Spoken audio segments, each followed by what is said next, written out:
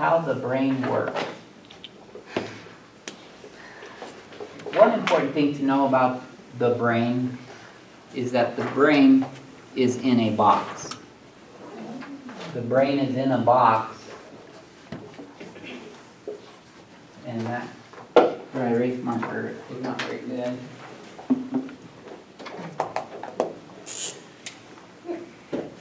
Well, this one hardly has a, oh, it's a little bit better.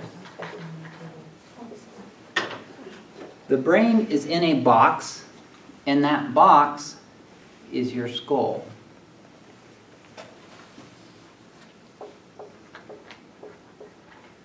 And the skull, let's draw a brain in here. Let's see, do. Here's a little brain. Here's your cerebellum. Your skull has some of the toughest bones in the human body. It's very thick and protective. The one of the weakest bones in your human body is also in your skull, your temporal bone, and that's something that you need to know for trauma, if you ever do trauma nursing, because a blow to your temple can fracture this bone very easily. But for the most part, your brain is very well protected inside your skull. There's only 3 items inside this box. We've got brain inside there. What else is inside your skull? 2 other big things. Cerebrospinal fluid. And number 3, you've got blood. Your blood supply to keep your brain alive. So inside your skull, there's only 3 things, and there's very limited space. There's very limited space to add anything else.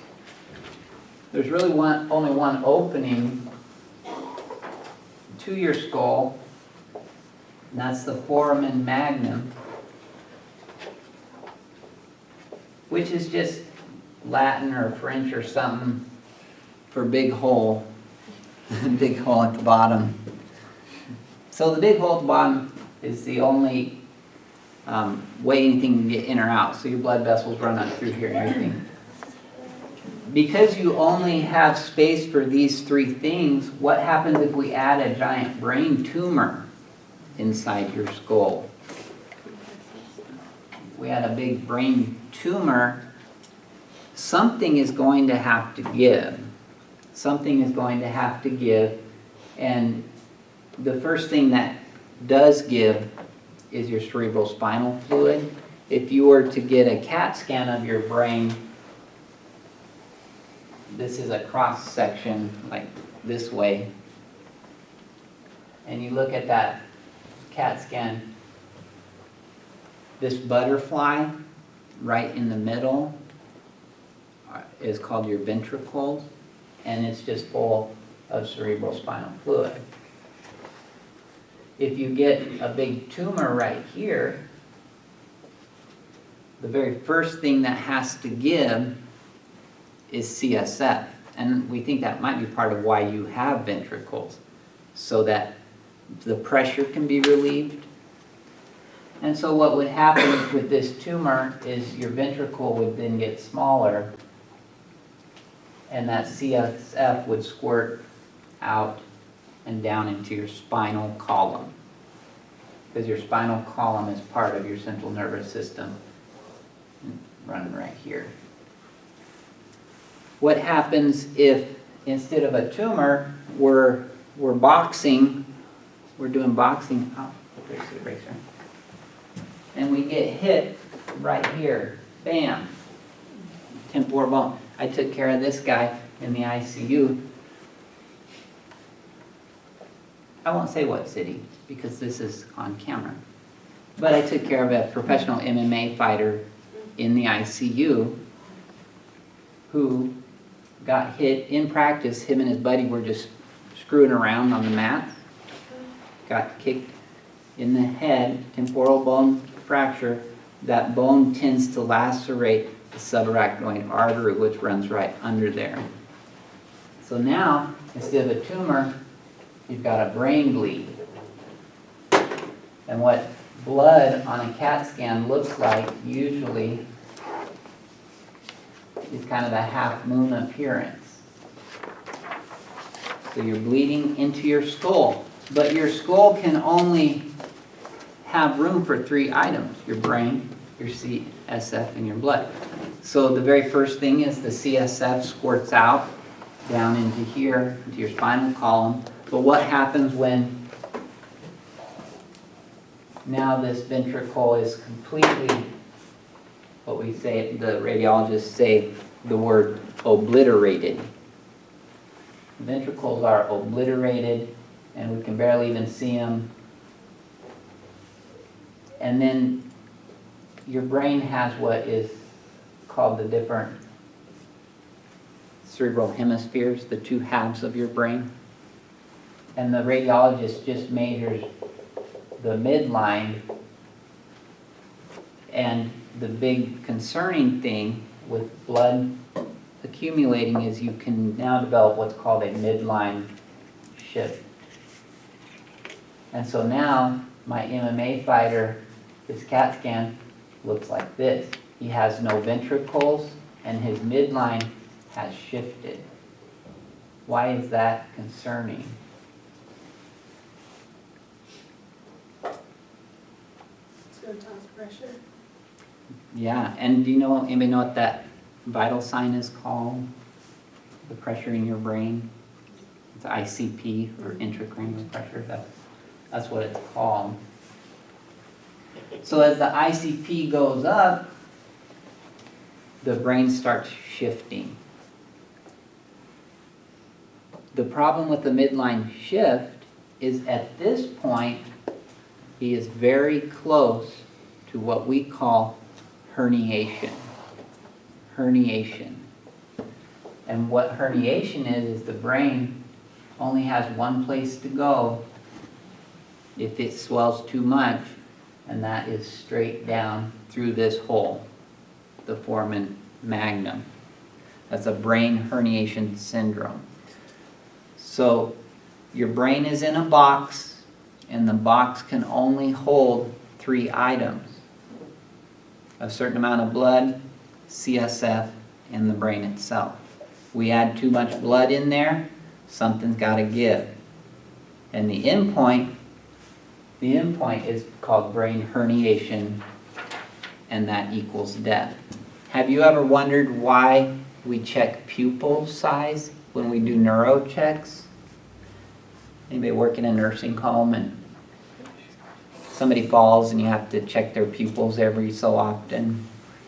You know what I'm talking about. Why are we checking their pupils? Looking for any neurological changes. Yeah, and really kind of what we're looking for is this right here. See if that intracranial pressure is going up. And the reason the pupils are interesting to check and also useless is because your pupil nerves cross right here. It's called your optic chiasm. And as that brain starts squeezing out the bottom of your skull, it puts pressure on those. So then the $1 million question, you check somebody's pupils and they're completely different. How much time does that person have? 15 minutes.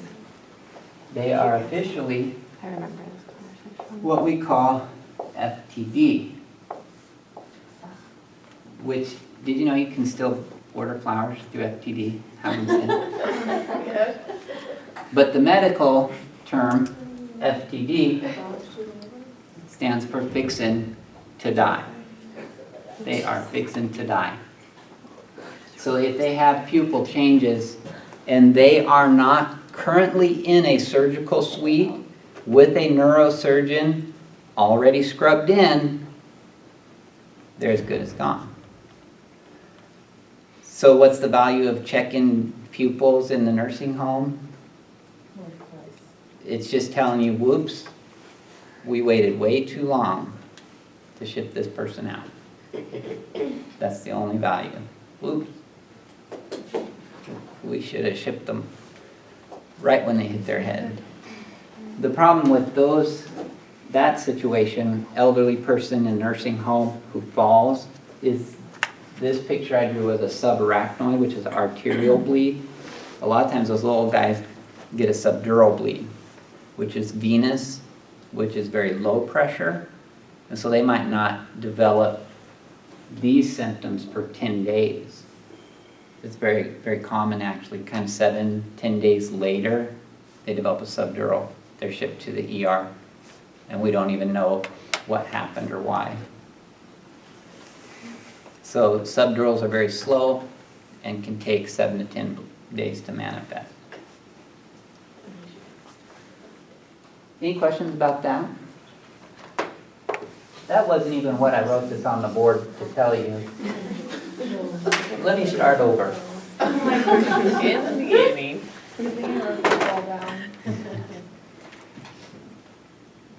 The brain is in a box. So this is the How the Brain Works lecture. The brain is in the box, completely protected from the outside world. So here's $1 million question. Do you remember the word psychosis? What does that mean? Psychosis means Not processing. not processing reality. So my $1 million question, this brain is completely isolated from reality in a box. How can it even know what reality is? How does your brain even have any idea what's outside of this box? Our eyeballs. Eyeball? So eyesight is an example of a sense, right?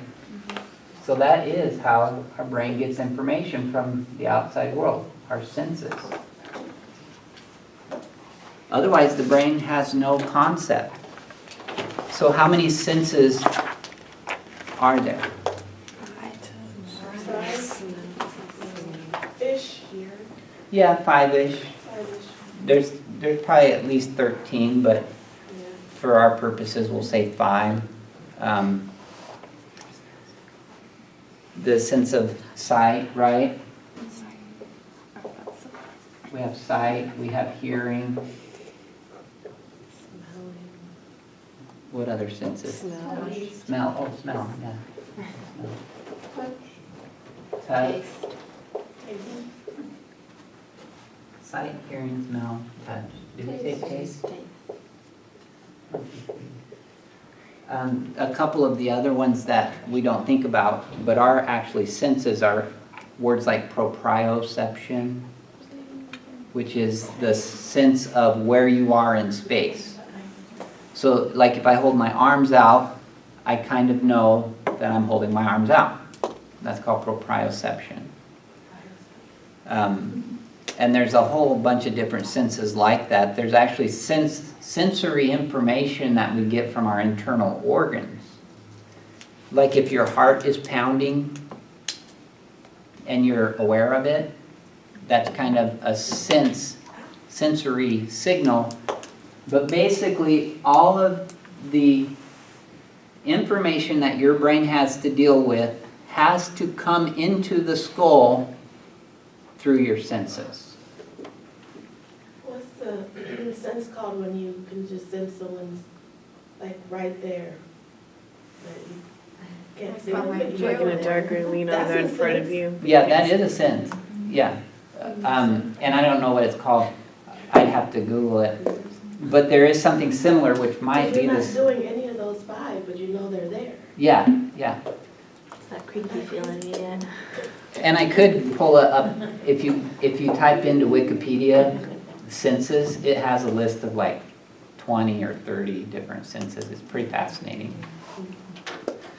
But a new research study, just going back to our slide about the conscious and unconscious mind, We've always thought that vision was a completely conscious thing, but they just recently, this month, published research where they have identified visual centers that are below the prefrontal cortex. Below the cortex, they're subcortical, which means you are not conscious of what you see if it hits that level of the brain, down in your brainstem, but your body reacts. And we've known this for years. It's called blind sight, where somebody loses their visual capabilities and are blind, but they can still sense someone, or they know their way around, but they're not consciously aware of what they're seeing. When a sensory information gets into your brain, it then is called something different. It's called a perception. And so that's the difference between a sense and a perception, is the senses are happening outside your skull. Perceptions are then how your brain processes the information. Sensory and perception. Perception is taking place in your brain. The other interesting thing about all the different senses is that you can then have false information from those sense organs, and we tend to call those hallucinations. Hallucinations. So when we talk about the word psychosis, the most common form of psychosis is a hallucination.